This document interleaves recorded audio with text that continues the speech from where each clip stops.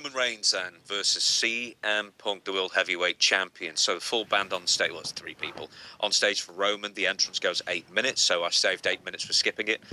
Punk has a bunch of old photos and vignettes of him before his entrance. Kind of made it seem like this was almost a retirement for him as well. I was thinking about, based off the finish, which we'll get to, is Punk the next one to be retired by Gunther instead of Brock? Is Punk going to do the retire? Where does he go from here? We'll talk about it. I mean, spoiler already.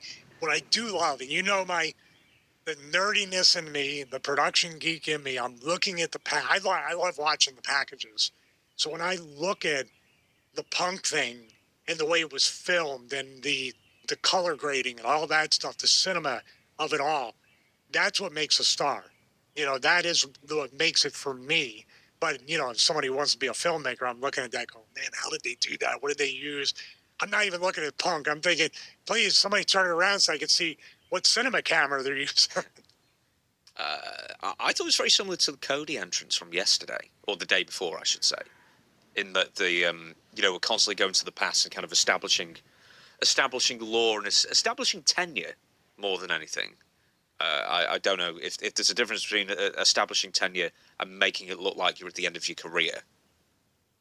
But what you're talking about is the climax of the storyline, and this is the big fight. This is the match. This is the end of something. That's what I said about last night, or the night, the Saturday night one.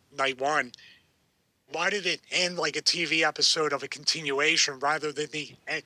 What's going to happen? Is this the end of Cody Rhodes? He's obviously high swells. Is he going to be able to come back and win the title for a 4th time? Instead, we got Randy saying, it's guaranteed we're going to wrestle a Backlash or sometime in between. Punk's vignette and the video package, the cinematic video package, did give me that impression of, all right, this is like a retrospective of CM Punk's career. Is this foreboding that he's going to lose and we're going to go into, what does he do after this? He finally has his dream fulfilled. The reason why he left WWE in the first place and had the big this with Hunter was he wanted to be in a main event of WrestleMania. Last year when they gave him the consolation main event, I knew he wasn't happy. Now he's got everything he ever hoped and dreamed for. At WrestleMania, the only thing he didn't do was win a title in the main event of WrestleMania. But if we pass that point, that's a question back to you. No, I don't think so at all. I think he's given interviews recently where he said he's got a good few more years left in him. He also said that if it wasn't for the fact that he never main evented WrestleMania, he may not have come back to WWE. He would have been content. So maybe it was a good thing. They promised that him in writing. He's not a trusting person. Did they promise him a main event in WrestleMania or multiple main events with the contract they signed? Because, dude, you go back in there, how can you trust they won't do it to you again? You know, in Unreal, I think it was the first series, and then Triple H and CM Punk were hugging after it, and they say, "Yo, you did it, you main evented WrestleMania, blah blah blah," and I was like, "You didn't. You main evented the pre-WrestleMania show. That was Saturday. Sunday will always be the main event. That's that." Yeah, how do we get around that though? Let's touch on that, because how do we get around that problem that it feels like a WrestleMania pre-show before the real WrestleMania on night 2?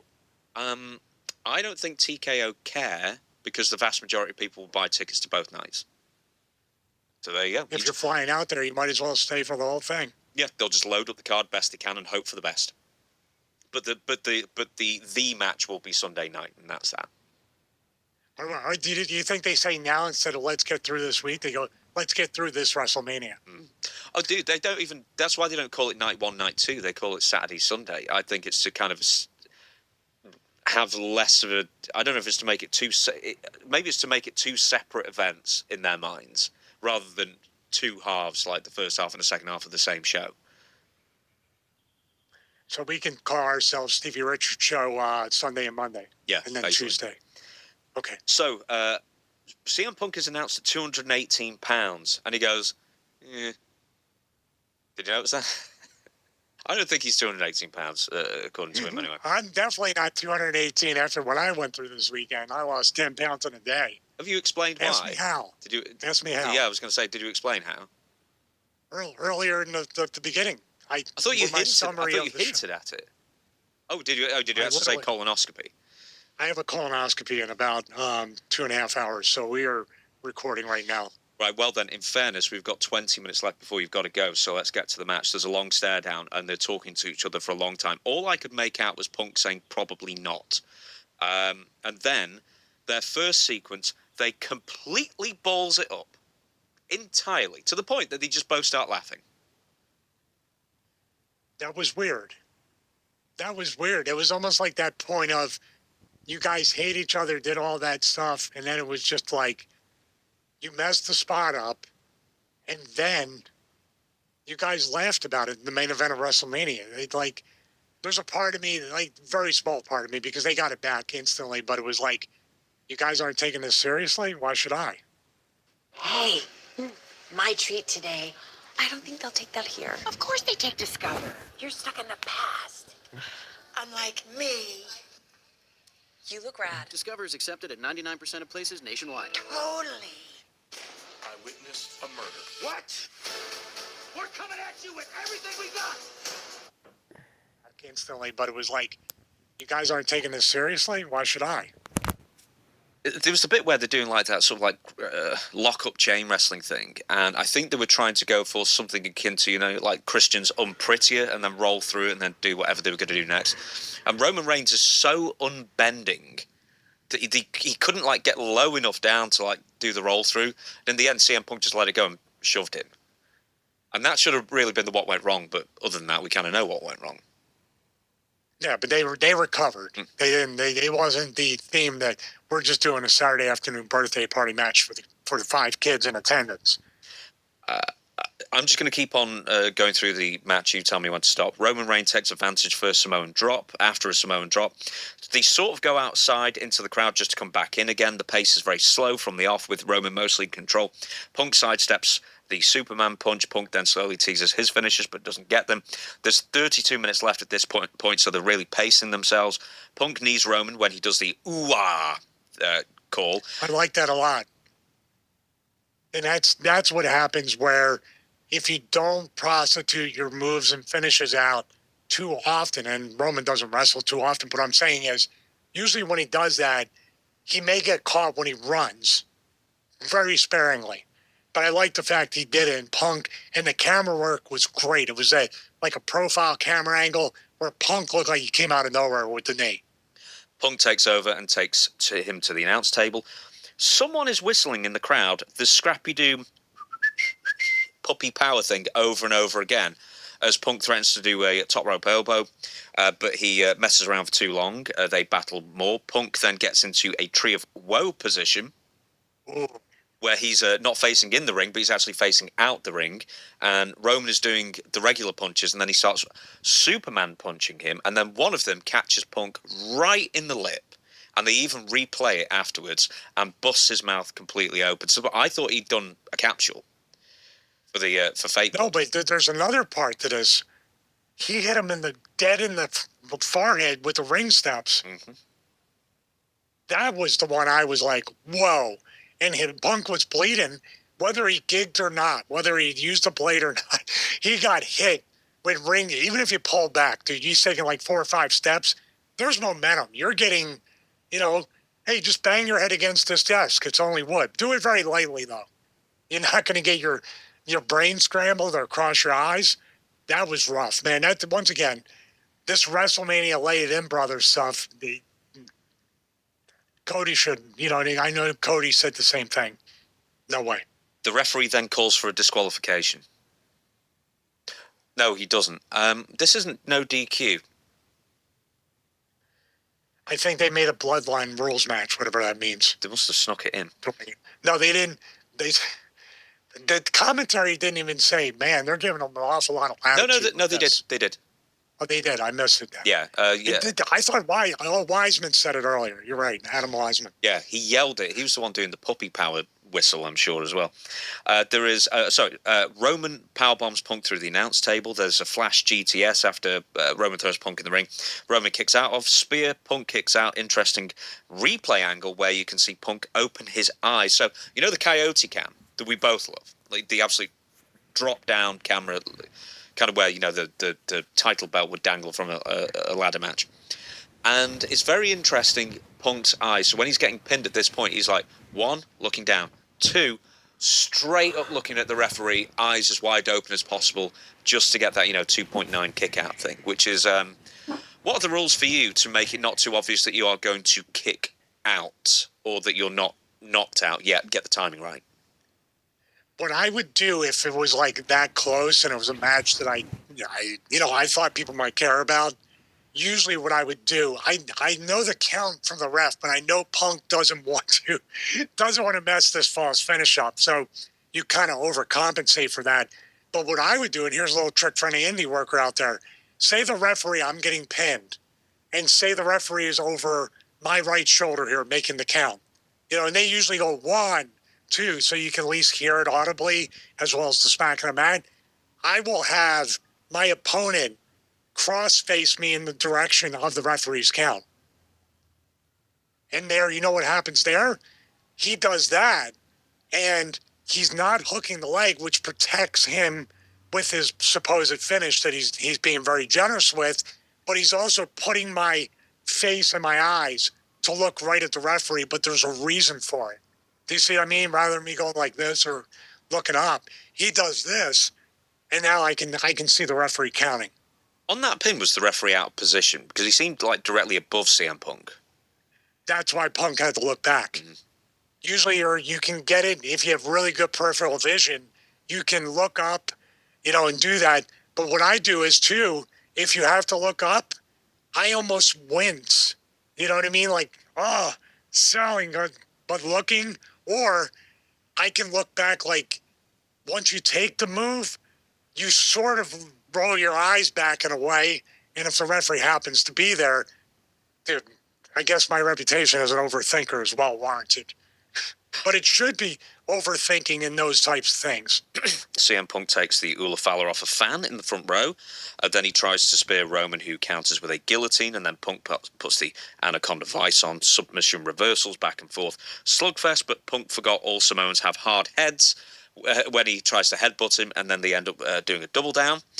Punk then takes his tape off and throws the tape at Roman, distracting the ref, and Punk then hits a low blow and a GTS for the near fall. It's notable this, I want to say, because obviously that's a heel move. But 2, it seemed to my ear that Punk was getting just about the majority of the cheers, I think, in this. But it was a pretty true 50-50 crowd. They didn't particularly waver. If you're married, you might want to stay away from this app because the girls here are aggressively bold. The moment you log in... It was a pretty true 50-50 crowd. They didn't particularly waver.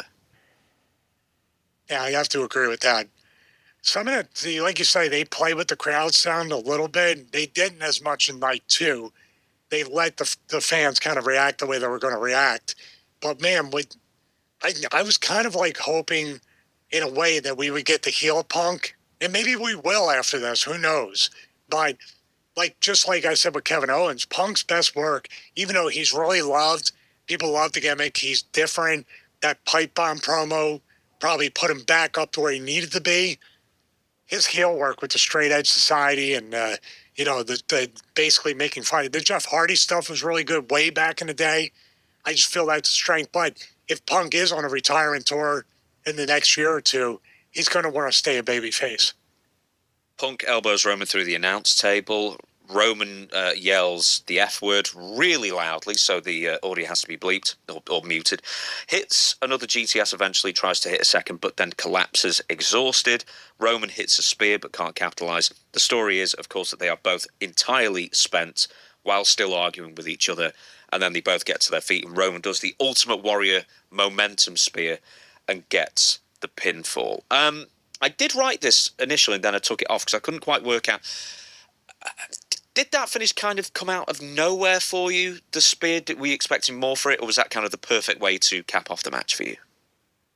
Well, it's the way they've ended matches with Roman Reigns. Remember when he beat The Undertaker? It was the same thing, and there was a couple other times. Speaking of which, with The Undertaker, I know you said that, when Undertaker said, well, I left when he left his gloves and coat and hat, whatever, in the ring, he was actually intending to retire that year, and then Vince McMahon talked him out of it. So that was why he did it that time, yeah. I should have Yeah, I mentioned don't that blame with Taker. Open. No, you're right. I should have mentioned that. It wasn't Taker's fault. It was basically Vince. One more, pal. Do me a favor. I'll make it up to you. Kind of like with Punk. Yeah, this is the Roman's finishes with this spear. By the way, he worries me. He has like a Goldberg-esque type spear where it looks like his head gets planted on every one. So please be careful with that. But that's where you're getting. And also, maybe they were cheering Punk a little bit more because that pipe bomb saying Roman is the safe choice, they went with the safe choice. Now, they didn't boo the finish.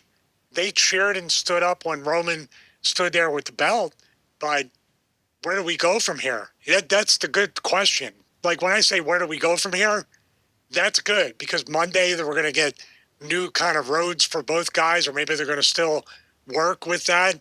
The thing that was a little bit of a disconnect within the whole scope of the formatting of WWE selling during matches is Punk does an offensive move, although it's impressive. I would never do it. It hurts like hell.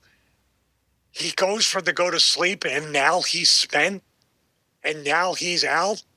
And he almost looked like he passed out instead of like, I'm just exhausted. Did you feel that way? Like he went dead for a few seconds. What do you think that like he actually did? Or What's that? Do you think he actually, lost? Was gassed? Yeah, like to that point, or do you think it was all part of the story? I think it was part of the thing, but I'm sure they were both blown up and winded and gassed. But I feel like after all that, the reason why it feels anticlimactic is this.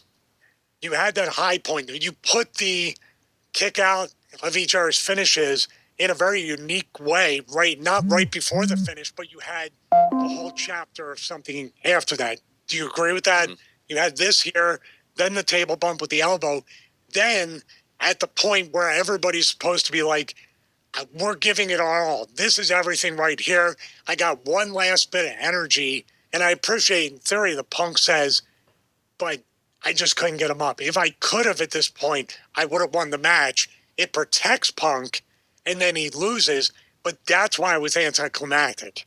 Because at the climax of this, drop, regular spear, finish. Now, if Roman was like, he's out on it, Punk gets up, he's so winded, Roman starts hitting him with maybe 1 to 2 Superman punches. They kind of turn him and drop him to a knee. Then Roman runs the ropes and Punk kind of steps sideways or something into it. That feels a little bit more sudden, doesn't it? That's why this feels flat. Okay, then. So, as far as main events go, true main events of the Sunday shows and every other WrestleMania, where do you think this match ranks for you? Top half, bottom half, top 10? Oh, top half. I mean, it's right up there. I feel like even though the match was ended with a bit of a flat finish, as you said more anticlimactic, it delivered on what it was supposed to deliver on. And when you say they were taking their time and pacing themselves, well, that's what a wrestling match is supposed to do, the feeling out period, what you do here, slowly try to work into this, and then build up the gears and the momentum. Once again, the gears and the momentum were way up there at the kickouts, then the elbow through the table, then it kind of like fell a little bit flatter after that.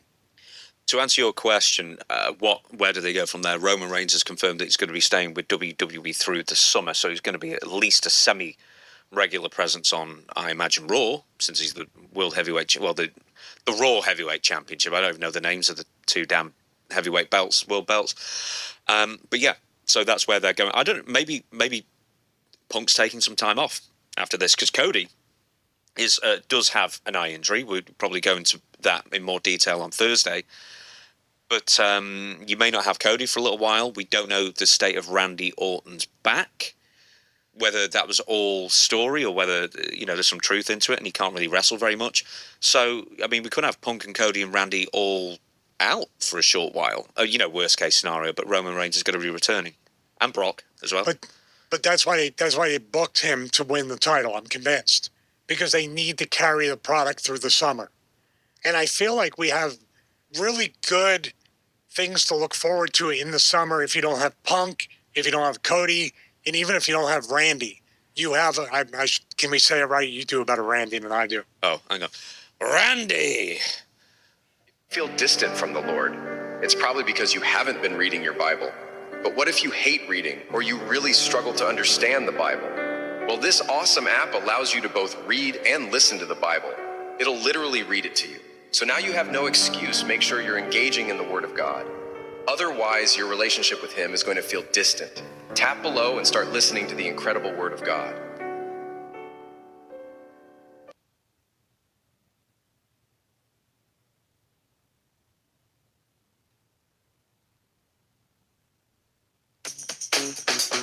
I had my eye on the Calden sectional and the Neo upholstered bed. And the second I saw them, they're so delicious and warm. They elevate a space instantly.